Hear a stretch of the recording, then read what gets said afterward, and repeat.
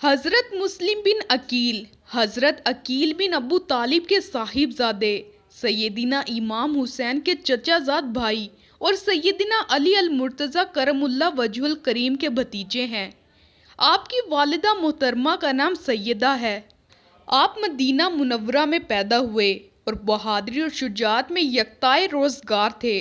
شہزادہ کونین سیدنا امام حسین اور اہل بیت اطہار کی محبت آپ کے خون میں شامل تھی۔ یہی وجہ ہے کہ آپ نے ہمیشہ سیدنا امام حسین کا ساتھ دیا اور ہر قدم پر خدمات بجا لائے۔ حضرت مسلم بن عقیل کو سفیر شہید بھی کہا جاتا ہے۔ آپ نے اسلامی فتوحات اور جنگ صفین میں بھی حصہ لیا۔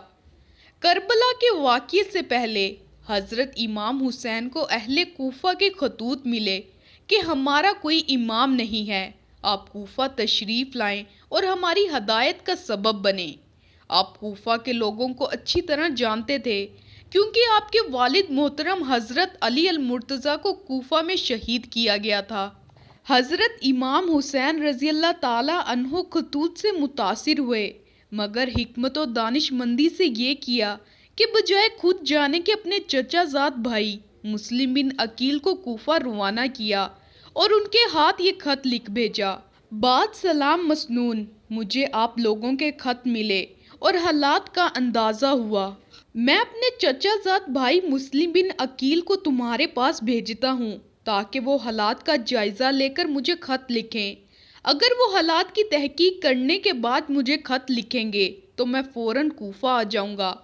مسلم بن عقیل کوفہ جانے سے پہلے مدینہ طیبہ پہنچے اور مسجد نبوی میں نماز ادا کی اور اپنے اہل و عیال سے رخصت ہوئے۔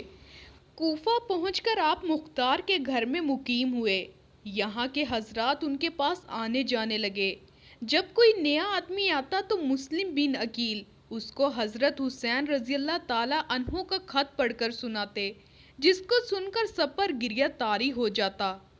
مسلم بن عقیل نے چند روز کے قیام سے یہ اندازہ لگا لیا کہ یہاں کے عام مسلمان یزید کی بیعت سے متنفر اور حضرت امام حسین رضی اللہ تعالی عنہ کی بیعت کے لیے بے چین ہیں۔ لوگوں نے آپ کے ہاتھ پر حضرت امام حسین کی بیعت کی اور یہ سلسلہ روز بروز بڑھتا جا رہا تھا۔ اس وقت مسلم بن عقیل کو یہ اطمینان ہو گیا کہ حضرت حسین تشریف لائیں تو بے شک پورا عراق ان کی بیعت میں آ جائے گا۔ حجاز کے لوگ ان کے پہلے ہی تابع ہیں، اس لیے ملت اسلام کے سرے سے بآسانی یزید کی مصیبت ٹل جائے گی اور ایک صحیح معیاری خلافت قائم ہو جائے گی۔ انہوں نے ہدایت کے مواقف حضرت حسین کو کوفہ آنے کی دعوت دے دی، مگر یہ خط لکھنے کے بعد اس طرف حالات بدلنا شروع ہو گئے۔ یزید کی طرف سے نعمان بن بشیر کوفہ کے حاکم تھے۔ ان کو جب یہ اطلاع ملی کہ مسلم بن عقیل حضرت حسین کے لیے بیعت خلافت لے رہے ہیں، لوگوں کو جمع کر کے ایک خطبہ دیا جس میں کہا کہ ہم کسی سے لڑنے کے لیے تیار نہیں اور نہ محض شبہ یا تہمت پر کسی کو پکڑتے ہیں، لیکن اگر تم نے سرکشی اختیار کی اور اپنے امام یزید کی بیعت توڑی تو قسم ہے اس ذات کی جس کے سوا کوئی معبود نہیں، میں تلوار سے تم لوگوں کو سیدھا کر دوں گا جب تک تلوار کا دستہ میرے ہاتھ میں قائم رہے گا۔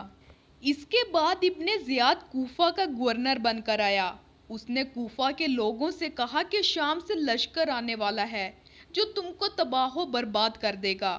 جن لوگوں نے ابن زیاد کا پیغام سنا وہاں سے نکل کر مہاجرین کے گھر والوں کے پاس پہنچ کر ان کی ماں، بہنوں اور بیویوں کو ورگلایا کہ تمہارے وارثوں کو شام کا لشکر آ کر قتل کر دے گا۔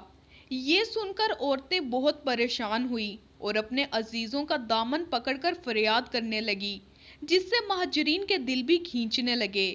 ان میں سے کچھ عورتوں کے ساتھ چلے گئے اور کچھ موقع دیکھتے فرار ہو گئے۔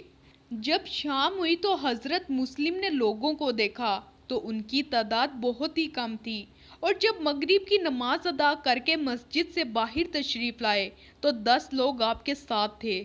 پھر آپ انہی لوگوں کے ساتھ باب کندہ کی جانب روانہ ہوئے، لیکن جب آپ کندہ پہنچے تو آپ بالکل تنہا رہ گئے تھے، کیونکہ ابن زیاد کی دھمکی کی وجہ سے کوفہ کے لوگوں نے آپ کا ساتھ چھوڑ دیا۔ یہاں تک کہ آپ کو کوئی راستہ بتانے والا بھی نہ تھا۔ کوفہ میں سناٹا چھایا ہوا تھا اور آپ کو پانی کی شدید پیاس لگ رہی تھی۔ اس وقت آپ کی نظر ایک عورت پر پڑی جو اپنے بیٹے کا انتظار کر رہی تھی۔ آپ نے اس عورت کو سلام کیا اور اس سے پانی مانگا، تو اس عورت نے آپ کو پانی پلایا۔ اس عورت نے پانی پلانے کے بعد دیکھا کہ آپ گھر کے باہر ہیں، تو اس نے آپ سے پوچھا کہ آپ اپنے گھر کیوں نہیں جاتے؟ تو آپ نے جواب دیا کہ میرا اس شہر میں کوئی گھر نہیں، کیا تم مجھے اپنے گھر میں پناہ دے کر ثواب حاصل کرو گی؟ اس عورت نے پوچھا کہ آپ کون ہیں؟ تو آپ نے بتایا کہ میں مسلم بن عقیل ہوں، کوفہ والوں نے میرے ساتھ غداری کی ہے۔ یہ سن کر اس عورت نے آپ کو گھر میں رہنے کی اجازت دے دی۔ تھوڑی دیر بعد اس عورت کا بیٹا گھر آیا تو اس نے اپنی ماں کو بار بار کمرے میں جاتے دیکھا تو اس کی وجہ پوچھی۔ بیٹے کے بار بار پوچھنے پر عورت نے اپنے بیٹے سے قسم لی اور بتایا کہ آج ہمارے گھر مسلم بن عقیل مہمان ہیں۔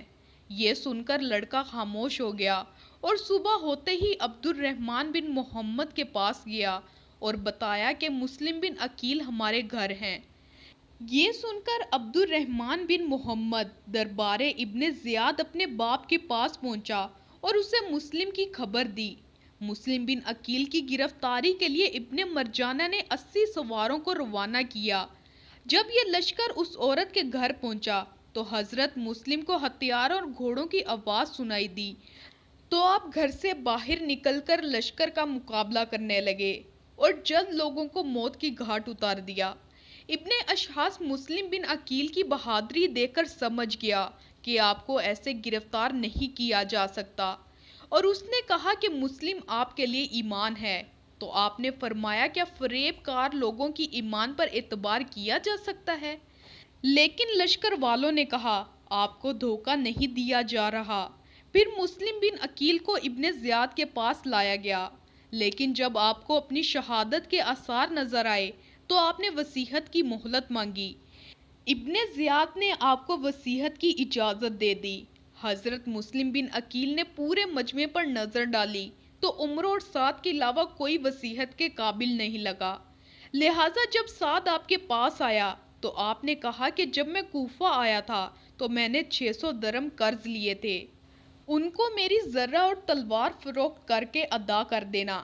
میری شہادت کے بعد ابن زیاد سے میری لاش لے کر دفن کر دینا اور ایک خط لکھ کر حضرت امام حسین کو میری شہادت کی خبر دینا اور کہنا کہ کوفہ تشریف نہ لائیے۔ ابن زیاد نے حکم دیا کہ مسلم بن عقیل کو کوفہ کے دارالحکومت کی عمارت کی چھت سے گرا دیا جائے۔ حضرت مسلم بن عقیل کو چھت سے گرا کے آپ کا سر کاٹ دیا اور اسے یزید کے پاس بھجوا دیا گیا۔ یہ واقعہ 9 ذی الحج سن 60 ہجری کا ہے۔